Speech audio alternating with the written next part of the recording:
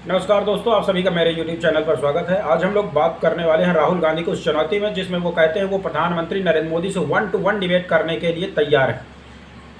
भारत की संसदीय प्रणाली में 1-to-1 डिबेट का कोई कॉन्सेप्ट नहीं है, ये विचार भी नहीं है। 1-to-1 कॉन्सेप्ट जो होता है वो अमेरिका की या प्रेसिडेंशियल राजनीतिक प्रणाली में होता है। हमारे यहाँ पार्लियामेंट्री इलेक्टोरल सिस्टम है, तो हमारे यहाँ 1-to-1 डिबेट नहीं होती है। डिबेट होती है प्रेसिडेंशियल सिस्टम में, अमेरिका में। वहाँ जो राष्ट्रपति के 2 उम्मीदवार होते हैं, 2 दलीय सरकारें भी हैं वहाँ पर, तो वहाँ पर इस तरीके की डिबेट होती है। चुनाव के पहले दोनों बड़े नेता अपने देश को लेकर के, देश के विकास को लेकर के, हर क्षेत्र को लेकर के अपने विचार रखते हैं, विजन रखते हैं। लेकिन भारत में इस तरीके की कहीं कोई प्रणाली नहीं काम करती, एग्जिस्ट करती है। तो मैं सोच रहा था अगर राहुल गांधी और प्रधानमंत्री नरेंद्र मोदी की जो 1-to-1 डिबेट होगी, तो 1-to-1 डिबेट जो होगी वो कांग्रेस के और राहुल गांधी की पूरी कोशिश होगी कि 3 मुद्दों पे हो। एक है महंगाई, दूसरा बेरोजगारी, तीसरा इनकम डिस्पैरिटी, आर्थिक विषमता। इन 3 मुद्दों पे चर्चा करेंगे। इन्हीं तीनों पे इनका पूरा का पूरा चुनाव का जो है अभियान भी टिका हुआ है राहुल गांधी का। एक तरफ जातीय जनगणना की बात कर रहे हैं, दूसरी तरफ वो बात कर रहे हैं इकोनॉमिक सर्वेक्षण की बात कर रहे हैं, और महंगाई और बेरोजगारी को लेकर। तो इन्हीं मुद्दों पर चर्चा करेंगे। 10 साल से सरकार भारतीय जनता पार्टी की चल रही है, तो जाहिर सी बात है कि सरकार के खिलाफ महंगाई बेरोजगारी को लेकर के एक माहौल भी बना हुआ है। युवा भी नाराज है, महंगाई से भी लोग परेशान हैं, लेकिन ये माहौल उतना ज़्यादा नहीं है जितना कि विपक्ष दिखाने की कोशिश कर रहे हैं। भारतीय जनता पार्टी की नरेंद्र मोदी की अगुवाई सरकार ने कुछ क्षेत्रों में बहुत बेहतरीन काम किया हुआ है, सभी को पता है। तो यहाँ पर अगर महंगाई और बेरोजगारी पर चर्चा होगी तो राहुल गांधी अपनी तरफ से जो समाधान, क्वेश्चन पूछना सबसे आसान काम है भाई। किसी सरकार को, किसी भी व्यक्ति को, किसी भी समाज को क्रिटिसाइज करना बहुत आसान है। तो वो कहेंगे कि भैया बेरोजगारी है, महंगाई है, बहुत ज़्यादा कहेंगे। लेकिन जब सोल्यूशन की बात आएगी, अगर डिबेट में कहीं उठेगी, तो यही कहेंगे कि अगर उनकी सरकार आती है तो केंद्र में वो 30 लाख जो खाली पद पड़े हैं उनको भर देंगे। अब उनसे अगला सवाल ये बनता है कि अगर हर साल 1.5 करोड़ युवा जो है वो निकाल के आते हैं ग्रेजुएशन करके, पुराने और सबको जोड़ करके, तो 30 लाख के बाद जो 1 करोड़ 20 लाख है उनके रोजगार के लिए आप क्या देंगे? क्योंकि ये कहीं ना कहीं उद्योगपतियों की बुराई कर रहे हैं, इंडस्ट्री की बुराई कर रहे हैं, निजीकरण का विरोध कर रहे हैं। तो सरकारी नौकरियां 30 लाख तो पद भर गए, बाकी लोगों को रोजगार आप कहाँ से दोगे? सबको तो सरकारी नौकरियों में आप कंज्यूम कर नहीं सकते कि सब लोग लिखें पढ़ें और उसके बाद सब लोग सरकारी नौकरी में आ जाएं। तो राहुल गांधी खुद यहाँ पे फंसेंगे कि 30 लाख के बाद लोगों को रोजगार के लिए वो क्या, उनके पास क्या सलूशन है, क्या समाधान है?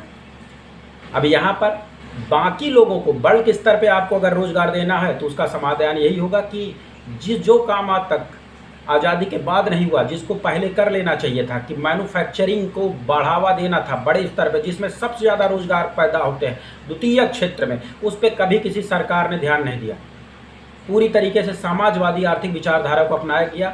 नेहरू जी के काल में वो उस समय विचार सही भी था, लेकिन 1991 के बाद से पूरी दुनिया में पूंजीवादी आर्थिक विचार चल रही है। अब विचारधारा कॉन्सेप्ट खत्म हो चुका है, अब पूरा का पूरा कॉन्सेप्ट है आर्थिक हितों पे। पूरी दुनिया के लोग धन कमा करके लोगों के जीवन में बेहतरी की ओर बढ़ रहे हैं। अब समाजवादी और पूंजीवादी विचारधारा नहीं है, पूरी दुनिया पूंजीवादी है।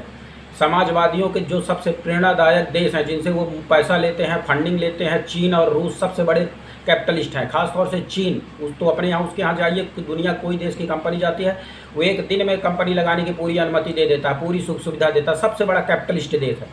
लेकिन वामपंथियों के द्वारा अपने NGOs के माध्यम से पूरे देश में निजीकरण को लेकर के, उद्योग धंधों को लगाने में जो हर तरीके की दिक्कत खड़ा करता है चीन, अपने फंडिंग के थ्रू, अपने चैनल के थ्रू, देश के अंदर पत्रकारों के थ्रू वो ये काम करता है। यही काम नरेंद्र मोदी सरकार ने किया कि मेक इन इंडिया का कॉन्सेप्ट लेके आया। देश में बड़े स्तर पर मैन्युफैक्चरिंग हो, मोबाइल से लेकर के, फार्मास्यूटिकल से लेकर के, कपड़ों से लेकर के, चमड़े से लेकर के, हर क्षेत्र की मैन्युफैक्चरिंग का हब इंडिया को बनाने की बात हो रही है, जिस पर 70 साल से लोगों को ध्यान नहीं दिया। अब धीरे धीरे काम बढ़ रहा है, तब इसका असर कुछ दिनों बाद दिखेगा, कुछ वर्षों, 2-4 वर्षों बाद दिखेगा, जिसमें बड़े स्तर पर फिर रोजगार के अवसर सृजित होंगे। कोई भी बड़ा काम रातों रात नहीं हो जाता। जो अभी 70 साल का जो भी गड्ढा रहा है उसको पटने में टाइम लग रहा है। सरकार मैन्युफैक्चरिंग कर रही है, उसका माहौल बना रही है। लेकिन पुरानी सरकारें जो सोशलिस्ट थी, बस वो सिर्फ ये बता रही कि बच्चे बस ग्रेजुएशन करो, सरकारी नौकरी की तैयारी में लग जाओ। सरकारी नौकरी की तैयारी से जो है वो बहुत बड़े स्तर पर रोजगार नहीं मिलेगा। पूरा हर आदमी को आप सरकारी नौकरी में नहीं लगा सकते हो। तो उसके लिए आपको मैन्युफैक्चरिंग पर ध्यान देना होगा। द्वितीय क्षेत्र में औद्योगिक गतिविधियों को बढ़ा देना।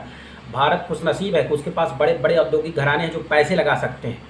लेकिन आज यही कांग्रेस सरकार इन्हीं की बुराई कर रही है। लोग पूरी दुनिया के देश में उनके पास उद्योगपति ही नहीं होते, पैसे वाले लोग ही नहीं होते। पाकिस्तान जैसे देश में देखिए, वहाँ इतने बड़े उद्योगपति है नहीं, मिलेनियर जो वहाँ पैसे इन्वेस्ट कर सके।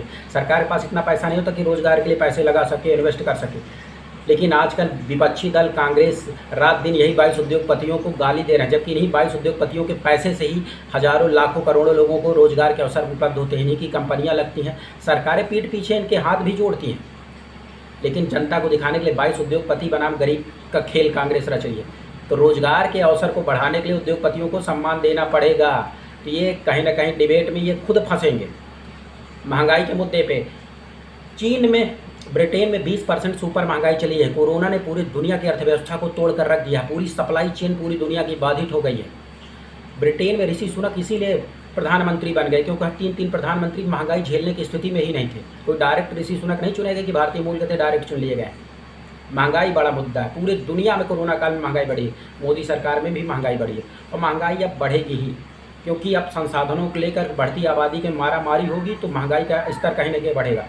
और आर्थिक विषमता इसलिए बढ़ती है क्योंकि जिस देश में बड़े बड़े पूंजीपति होते हैं, उद्योगपति होते हैं, जो ज़्यादा निवेश करेंगे तो ज़्यादा उनको रिटर्न भी लाभ मिलता है। ये अर्थव्यवस्था के प्रथम चरण में होता है, कुजनेट कर्व इसे बोलते हैं, वक्र बोलते हैं, जिसमें प्रथम चरण में जो जितना निवेश करेगा उससे ज़्यादा लाभ उसको मिलता है। इससे गरीब और अमीर की खाई बढ़ती है, लेकिन धीरे धीरे उसका पैसा फिर निवेश के रूप में फैलता है और नीचे आदमी तक जाता है। तो फिर अगले चरण में धीरे धीरे आर्थिक विषमता कम होती है। यही सारी चीज़ें अमेरिका और यूरोप में भी हैं। तो जो आजकल राहुल गांधी अपनी रैली में कह रहे हैं ना कि 40% संपत्ति देश के 1% लोगों के हाथ में आ गई है। जो जितना ज़्यादा निवेश करेगा भाई उसके पास रिटर्न आएगा। गरीब आदमी अगर पैसा नहीं लगाओगे, निवेश आप नहीं करोगे उद्योग धंधों में, किसी काम में, कोई चीज़ में, तो आपके पास पैसा रिटर्न कहाँगे? तो आर्थिक विषमता बढ़ेगी।